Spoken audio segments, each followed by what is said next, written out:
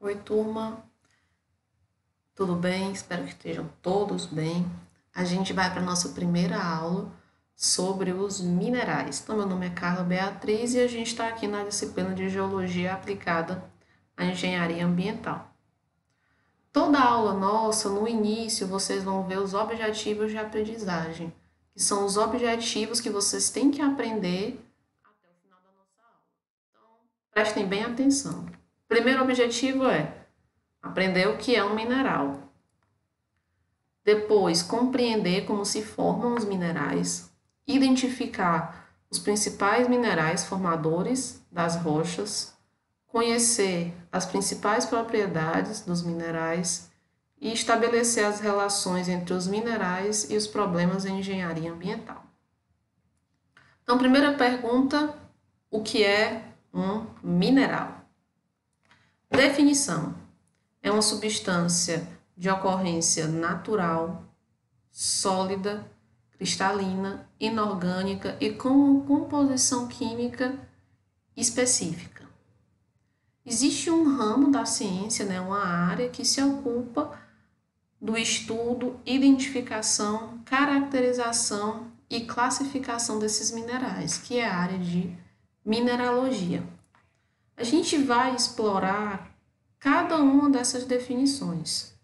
Então, primeira definição do que é um mineral: é uma substância de ocorrência natural, ou seja, ela é encontrada na natureza. Por exemplo, a gente tem os diamantes, que são extraídos lá em Minas Gerais. E a gente tem diamantes sintéticos que são produzidos em laboratório.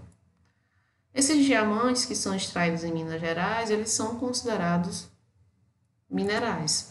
Porém, os diamantes sintéticos que são produzidos em laboratório não são considerados minerais.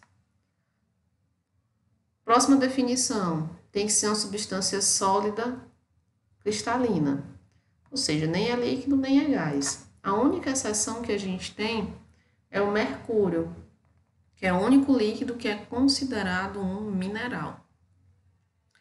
O gelo, que é formado naturalmente nas calotas polares, também pode ser considerado um mineral. A água líquida, não.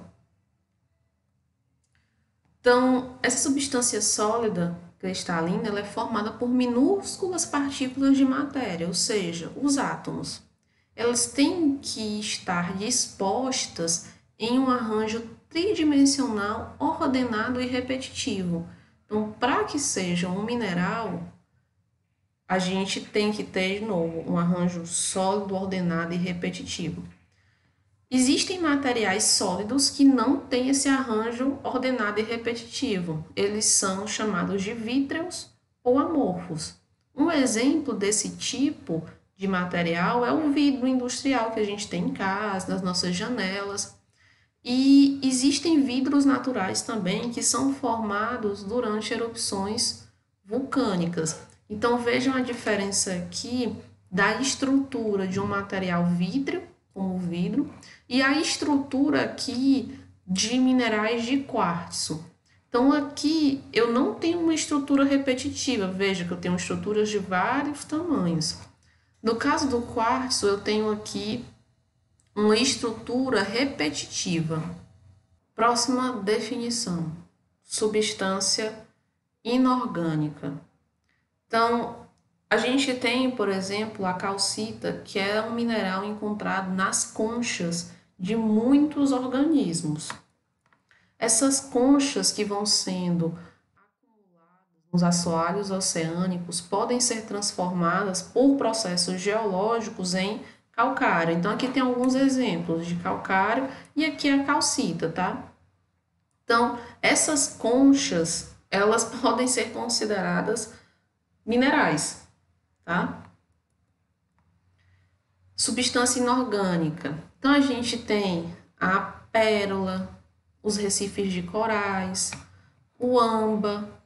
Nenhum desses é considerado mineral, tá? A gente pode chamar eles de mineraloides, tá?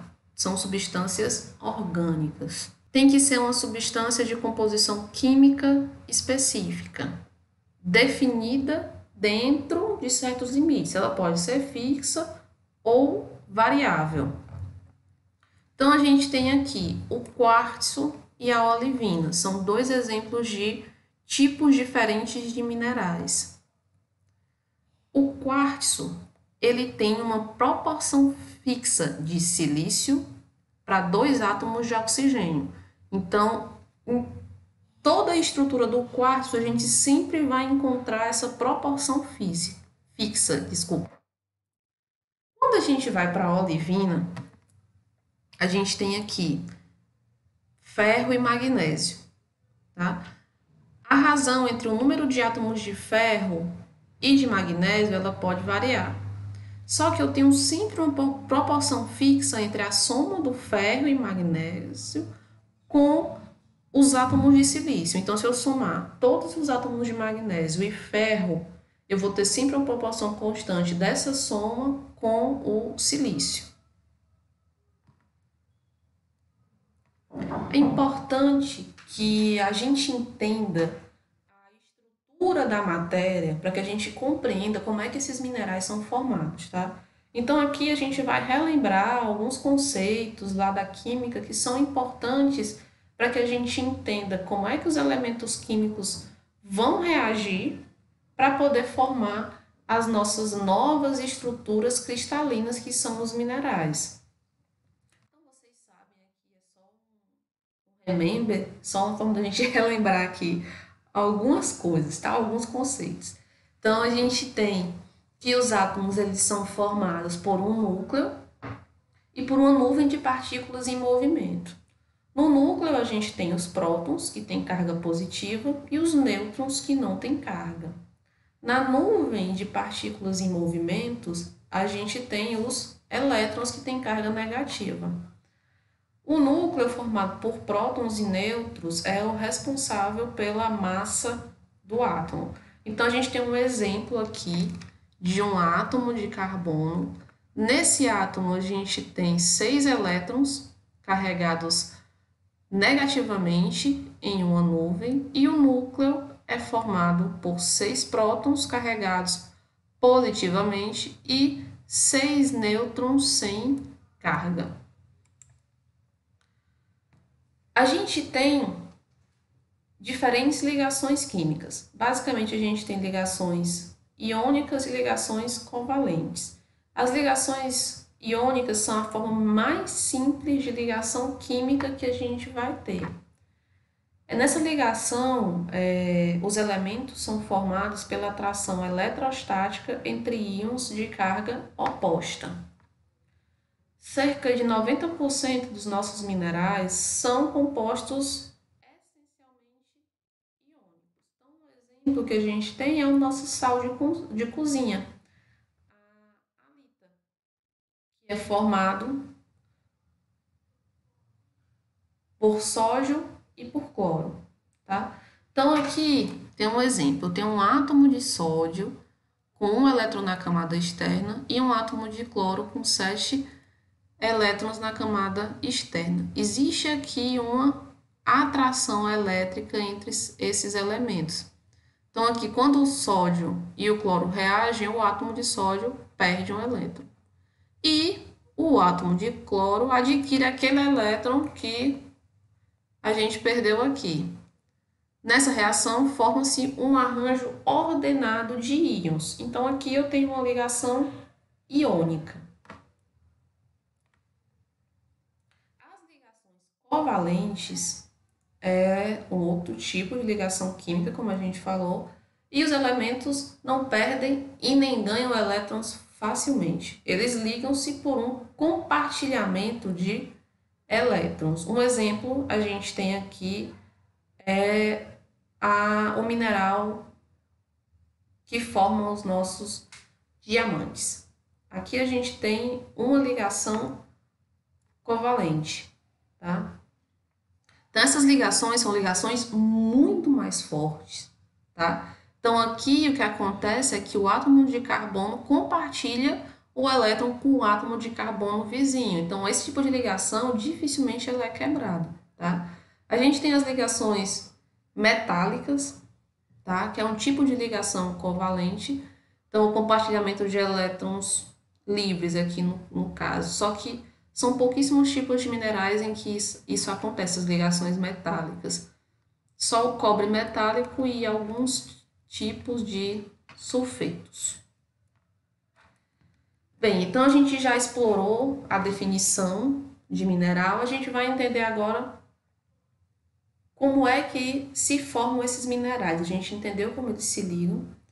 E os minerais, eles são formados por um processo de cristalização, que é o crescimento de um sólido a partir de um gás ou líquido, cujos esses átomos vão se agrupando segundo proporções químicas e arranjos cristalinos. Então, vamos entender esse conceito de cristalização. Então, basicamente, eu vou ter elementos químicos que vão se agrupando aqui. Vejam, eu tenho um íon sódio, um íon cloreto, e eles se agrupam formando uma estrutura, tá? Essa estrutura cristalina, nesse caso aqui, dá origem à halita, nosso sal, tá? Os nossos diferentes tipos de minerais, todos têm essa célula unitária, ou seja, a sua estrutura básica. E essa estrutura básica, vejam, aqui eu tenho uma estrutura cúbica. Então, se eu tenho uma estrutura cúbica, o meu mineral, ou seja, vejam as faces desse mineral de halita, tem a mesma forma da estrutura das ligações dos elementos químicos. Então, isso se repete. Vejam, aqui eu tenho, por exemplo, o cristal de quartzo, que é um cristal hexagonal, e a gente tem uma estrutura básica de silício e oxigênio. Então, essa estrutura básica se reordena de forma que ela se repete em todas as direções. Então, aqui no cristal de quartzo, eu tenho esse cristal hexagonal, e no caso aqui da halita, a gente tem cristais cúbicos. Então, vejam que a forma da estrutura, ela se repete na forma do cristal. Os cristais podem ter faces cristalinas bem definidas, quando o crescimento é lento e estável e eu tenho um espaço adequado.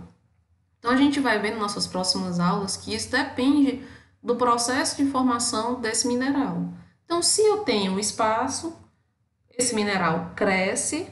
Se esse processo é lento e estável, eu tenho essas faces cristalinas bem definidas, mas nem sempre é assim que acontece. Então, se eu não tenho espaço, se esse crescimento ele é muito rápido, eu não tenho essas faces cristalinas bem formadas. Bem, a cristalização ocorre basicamente de duas formas.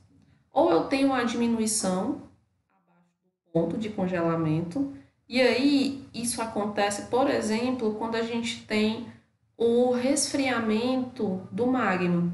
E aí esse magma ele pode ser resfriado acima da crosta terrestre ou em camadas mais profundas, e nesse caso a gente tem a formação de diferentes tipos de minerais, que a gente vai conversar também quando a gente estiver falando sobre as rochas, tá? Essa diminuição de temperatura, ela pode acontecer também, no caso, pelo congelamento das geleiras, que a gente já viu que é um tipo de mineral.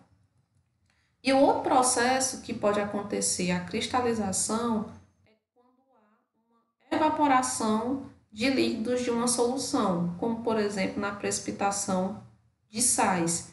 Então, o sal de cozinha que a gente utiliza, ele vem de salinas como essa. Os minerais são formados por um processo de precipitação. A gente tem minerais que são chamados polimorfos. O que é isso? Uma substância ela é chamada de polimorfo, nesse caso aqui, quando a gente tem a mesma composição química, só que a gente tem minerais totalmente distintos por conta de diferenças estruturais. Um exemplo é o grafite e o diamante. Eles têm exatamente a mesma composição química, formada basicamente por átomos de carbono. Só que aqui a gente tem estruturas diferentes, tá? Então, eu tenho a estrutura aqui do diamante e a estrutura aqui do grafite. Então, vejam que são estruturas distintas que formam minerais diferentes, mas a composição química é exatamente igual. A gente pode ter minerais isomorfos. Nesse caso aqui, eles têm composição química diferente, mas têm a mesma estrutura cristalina. Então, o exemplo aqui é a halita e a galena. São composições químicas diferentes, mas elas todas duas têm uma estrutura cúbica. Bem, cada espécie de mineral tem uma composição química e uma dada estrutura. Isso gera propriedades morfológicas, físicas, químicas e ópticas diferentes. A partir disso, a gente consegue identificar cada um desses minerais. Então, a gente precisa entender essa composição química, a estrutura, as principais propriedades, para que a gente possa identificar esses minerais. Então, a gente já entendeu como é que se dá a composição química, a estrutura cristalina de alguns minerais, e agora a gente vai aprender quais são as principais propriedades desses minerais. Bem, a gente tem as propriedades físicas, que são dureza, traço, clivagem, fratura, tenacidade, flexibilidade, magnetismo e densidade relativa. Propriedades ópticas: brilho, cor, microscopia. Propriedades morfológicas: hábito. E propriedades químicas, que são ensaios por via seca e via úmida. Aqui na nossa aula a gente vai se concentrar nas 3 primeiras propriedades, tá? As propriedades químicas a gente não vai trabalhar aqui, porque tem a parte de ensaios, algumas coisas mais específicas que não fazem parte do nosso programa. Então, a primeira propriedade, dureza. A dureza é a resistência ao risco, tá? A dureza relativa que a gente trabalha é dada pela escala empírica de Mohs, tá? Então, basicamente, é uma escala onde eu identifico se esse material pode ser riscado ou não e por que tipo de material pode ser riscado. Então, vejam, a escala de dureza ela varia de 1 a 10. Então, ela vai desde o talco, que é o mineral de menor dureza, até o diamante, que é o mineral de maior dureza. Então, na escala de dureza 1 e 2, a gente conseguiria riscar esse mineral com a unha. Aí, na escala de 3 a 5, a gente já consegue riscar com canivete e com vidro. De 6 a 10, a gente não consegue riscar nem com aço. Agora, vejam, se eu tiver um diamante, eu consigo, com diamante, riscar todos os minerais de categoria menor. O quartzo, por exemplo, eu posso riscar desde a categoria 1 até a 6. Então, é uma escala de dureza relativa, tá? Isso é importante, por exemplo, se a gente estiver em campo e precisar identificar algum mineral. Então, o pessoal da geologia, às vezes, sempre anda com um elemento que possa auxiliar nesse risco, para ver se é um mineral ou outro. Essa escala de dureza é a mais utilizada, a escala de Mohs. Apesar dessa variação de dureza, ela não ser gradativa ou proporcional. Então, se vocês olharem aqui a escala, tá? Não é uma escala linear. Então, veja a diferença aqui da escala 9 para 10, tá? Traço. É a propriedade que o mineral tem de deixar um risco de pó quando ele é friccionado contra uma superfície não polida de porcelana branca, tá? Então, essa definição é a definição do Chiossi. Exemplos. Tem minerais que têm uma cor preta, só que eles deixam traços de cores diferentes. Então, a magnetita é preta, mas e deixa um traço preto. A goetita é preta, mas deixa um traço amarelo. E a hematita, vejam, é preta, mas deixa um traço vermelho. Outra propriedade é a clivagem. Segundo o Chiossi, essa propriedade que os minerais têm de se partirem em ou já apresentarem esses planos de acordo com suas direções de fraqueza. Então, um exemplo que tem aqui são os minerais micáceos. Aqui um exemplo de mica, tá? A mica ela tem planos de clivagem bem definidos. Então, vejam, nesse sentido aqui, no sentido horizontal, eu tenho ligações fortes, tá? Agora, essas ligações aqui verticais, elas são ligações fracas. Então, eu conseguiria, no caso aqui, vejam na mica, cortar facilmente nesse plano. A moscovita, que é um tipo de mica, ela tem uma clivagem perfeita em uma direção. Aí vamos lá, por que isso é importante? Quando a gente vai trabalhar, por exemplo, numa escavação, em cortes de rocha, para diferentes tipos de obras de engenharia, essas direções de planos de clivagem podem indicar tendências de deslizamento, tá? Então, se eu tenho um corte em uma determinada direção que facilita esses planos de clivagem, muito provavelmente eu posso ter fortes tendências de deslizamento nesse sentido. Aqui eu tenho um mineral de feldespato. O feldespato ele tem uma boa clivagem em duas direções, tá? A moscovita aqui a gente tinha uma clivagem perfeita em uma direção. Aqui a gente tem uma boa clivagem em duas direções no feldespato. Já no quartzo a gente não tem clivagem, tá? Não existem planos preferenciais de fraqueza aqui. A gente tem diferentes tipos de clivagem, tá? Para vocês saberem. A basal, que é aquela em uma direção, a cúbica, são várias direções, como a galena, e a romboédrica, que é a da calcita. Fratura. Então, o Chiossi diz que trata-se de quando os minerais não se partem em planos, mas segundo uma superfície irregular.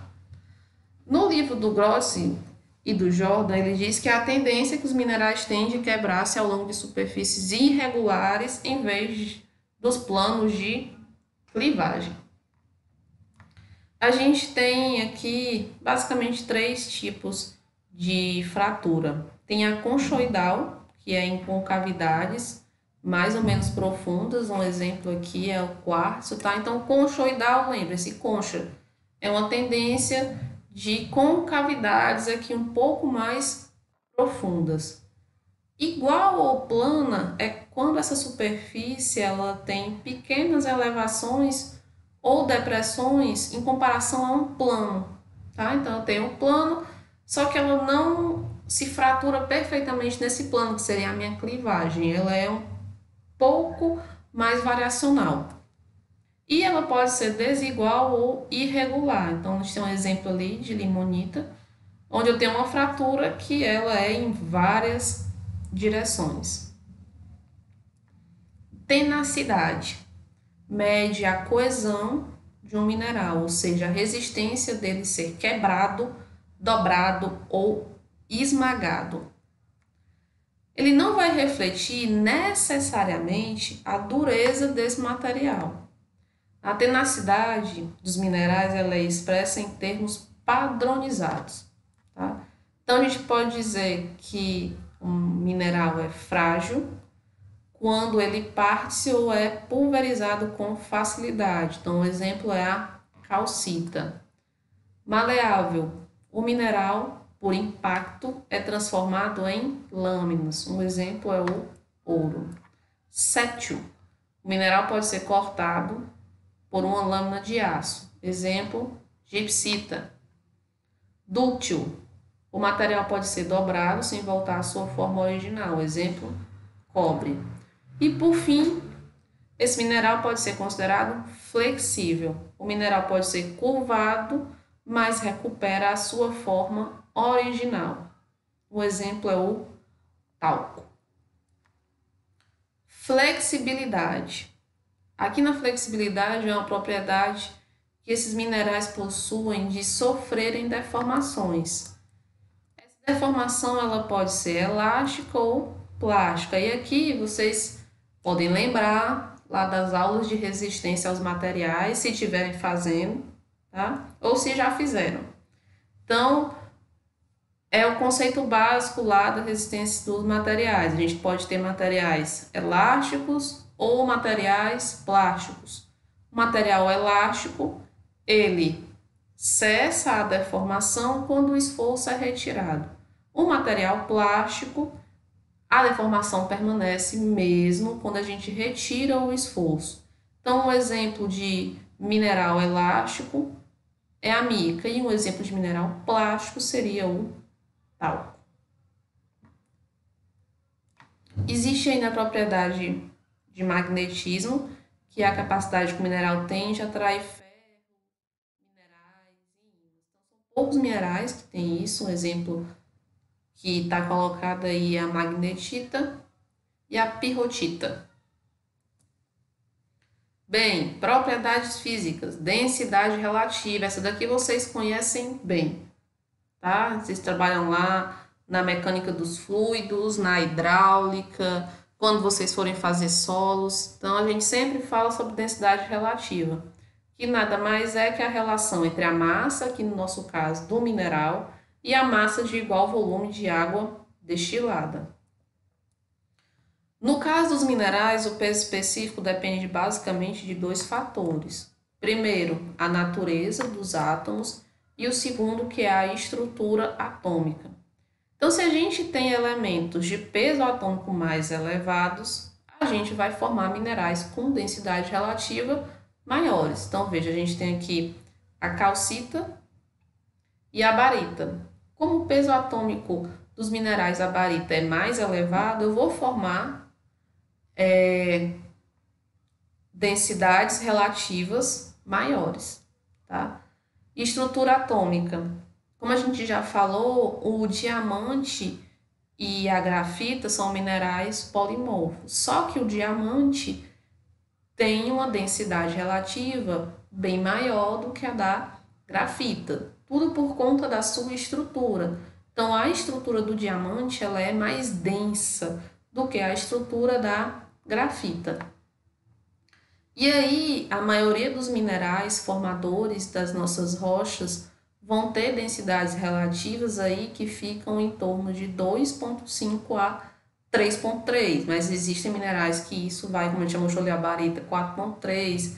Então, existem alguns tipos de rocha que vão ter densidades relativas mais elevadas, tá? Mas na grande maioria, a gente vai estar aqui entre 2,5 e 3,3. Vamos falar um pouquinho agora das propriedades ópticas, tá? Então, a gente vai começar com o brilho. Basicamente, é o aspecto da reflexão da luz na superfície do mineral. Depende da absorção, refração ou reflexão da luz pelas superfícies do mineral. Tem alguns autores que dividem basicamente o brilho em metálico e não metálico, tá? Então, metálico vocês conseguem identificar aqui claramente, tá? E aí a gente vai ter submetálico, fosco, vítreo, adamantina, acetinado, resinoso, enfim. Só para vocês saberem que existem várias formas de a gente classificar o brilho desse mineral. Outra propriedade óptica é a cor, tá? É uma característica distintiva dos minerais, tá? Resulta da absorção seletiva da luz, ou seja, comprimento de onda. E pode variar devido a impurezas existentes em minerais. Então, aqui tem uma foto, um exemplo de minerais de quartzo. Essas quatro amostras de rocha que a gente tem aqui são minerais de quartzo. Só que cada um tem uma cor diferente, exatamente porque existem impurezas nesses minerais. Então, diferentes impurezas vão gerar diferentes cores nos nossos minerais. Propriedades ópticas, microscopia. Então, lá na geologia, o pessoal tem aula de microscopia, acho que eles têm umas 2 disciplinas, por exemplo, para identificar os minerais através de imagens de microscópio. Então, aqui a gente tem quartzo, biotita, plagioclássio, feldespato. E esse daqui é uma rocha bem conhecida da gente. Vocês devem ter em casa, podem procurar aí nas pias, rodapés, às vezes aí bancadas, que são o granito, tá?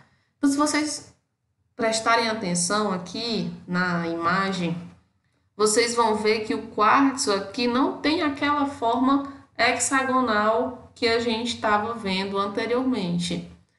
Lembra que as faces aqui, se elas vão ficar bem definidas, vai depender do espaço. Então, aqui a gente tem uma rocha granítica. Então, nas próximas aulas, a gente vai ver como é que esse tipo de rocha se forma.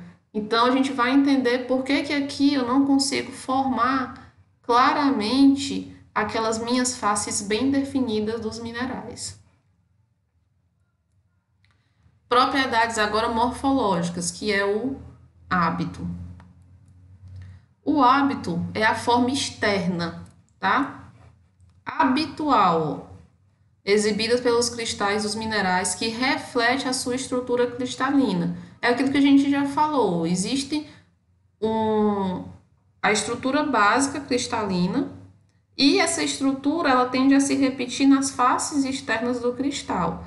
E aí eu tenho vários tipos de hábito, tá? Então aqui eu tenho um exemplo de 4 tipos diferentes de hábito: roboédrico, da calcita, o quartzo, pirita, tá? Crocoíta, que é a circular, ou seja, agulhas. Então tem vários tipos diferentes. Agora a gente vai falar sobre os principais minerais que formam as nossas rochas, tá? A gente já conversou aqui. A formação desses minerais depende da disponibilidade de material, temperatura, pressão, tempo. Então, a forma como esses minerais vão se formar depende basicamente dessas 4 coisas. De acordo com a composição química, os minerais podem ser classificados em óxidos, silicatos, sulfatos, carbonatos e sulfetos. Pessoal, esses 5 grupos que a gente tem aqui são os principais, tá? Mas existem outros. Aqui tem uma tabela que mostra a constituição mineralógica da crosta terrestre. Então, a gente tem aqui a classe de minerais silicatos, carbonatos, óxidos, sulfetos. Prestem bastante atenção aqui. Os silicatos compõem praticamente 97% da constituição mineralógica da crosta continental. Então, 97% da nossa crosta vai ser constituída de silicatos, tá? E aqui o principal grupo, espécie mineral que a gente tem são os feldespatos, piroxênios e anfibólios, quartzo, mica, tá? E aqui a gente tem carbonatos, óxidos, sulfetos. Mas isso aqui é importante, tá? Os silicatos compõem 97% da nossa constituição mineralógica da crosta continental. Aí vem a pergunta: por que esses silicatos são os mais abundantes? O que é que vocês acham? Tem que ter alguma coisa aí, né? Bem, a gente tem aí que mais de 98% da crosta terrestre é composta por oxigênio, silício, alumínio, magnésio, potássio, enfim, esses elementos que estão aí listados. Só que o oxigênio e o silício representam 84% dos átomos disponíveis e 74% do peso da Terra. Então, silício e oxigênio são os elementos básicos que formam os nossos silicatos. E a gente vai começar por eles. Os silicatos. Constituinte básico, como eu disse, silício e oxigênio. Então, eu tenho um tetraedro aí de silício com 4 oxigênios. Então, esse enlace silício-oxigênio, ele é um enlace muito forte, tá? Ele fica entre a natureza de covalente e iônico. Em alguns casos, o alumínio ele pode substituir o silício. Esses tetraedros, eles podem ser ligados por alguns cátions, tá? As subclasses estabelecidas pela estrutura de ligação entre os tetraedros, tá? Então, a gente pode ter várias subclasses de silicatos e vai depender da estrutura que se forma. Então, a gente tem aqui o grupo, né, a classe, desculpa, de minerais que formam grupos aqui. Então, eu tenho a classe de minerais silicatos, que tem os grupos de quartzo, feldespato, mica. Preste atenção aqui nessa tabela. Essa diferenciação dos silicatos é dado pela forma como os tetraedros de silício e oxigênio eles se ordenam, tá? Então, eu tenho as classes mais simples aqui, tá? Tetraedros isolados, por exemplo, para a olivina. E eu tenho quartzo, tá? Onde eu tenho estruturas muito mais complexas. Eu tenho aqui a muscovita.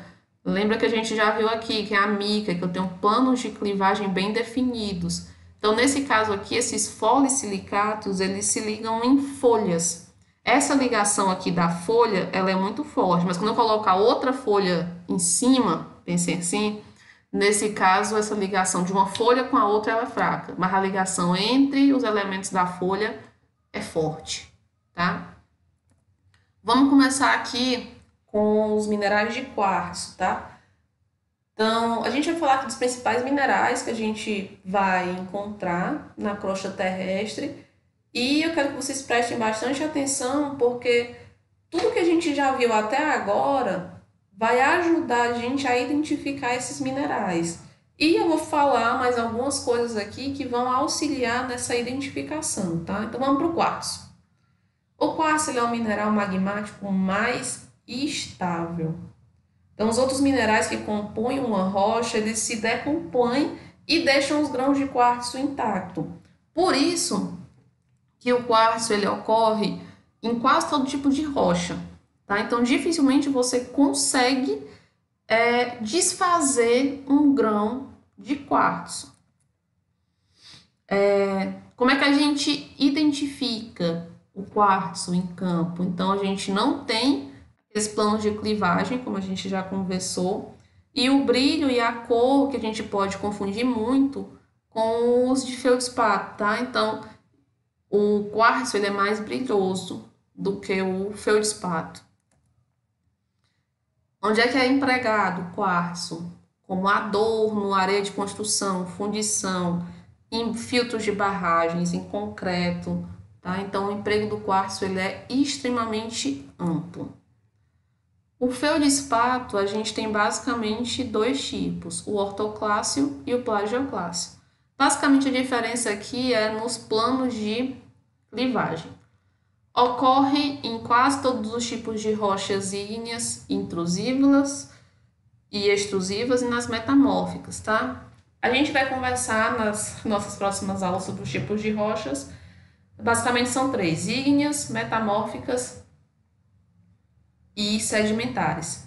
Então, dificilmente a gente consegue encontrar nas rochas sedimentares porque os feldspatos eles se decompõem e vão formar argila e caulim, tá? Então, quando a gente for trabalhar lá em solos, nossa disciplina a gente também deve ver um pouco a formação dos solos finos, os mais finos, as argilas, elas são formadas basicamente da decomposição química dos feldspatos, tá? Então, eles podem ser empregados aqui, eles são moídos, bem finos, e podem ser misturados ao caulim, quartzo, argila na produção de porcelana. Então, como eu disse, eles são pouco resistentes, né, à decomposição química e raramente ele é encontrado no solo na sua forma original. Ele dá origem a minerais secundários, que a gente chama, tá? Que são os argilominerais. Então, vamos às micas. Os principais tipos que a gente tem são a muscovita e a biotita. Então, a muscovita, essa mais clarinha que vocês estão vendo aqui, elas são bem comuns que a gente encontrar, tá? Então, quando vocês veem aqueles brilhinhos na areia, por exemplo, da praia é muscovita, tá? A biotita, ela já é menos estável quimicamente, que a muscovita, ela é raramente encontrada nos solos, mas se vocês lembrarem, naquela imagem que eu mostrei há pouco tempo, do granito, a biotita tá lá, a partezinha mais escura do granito.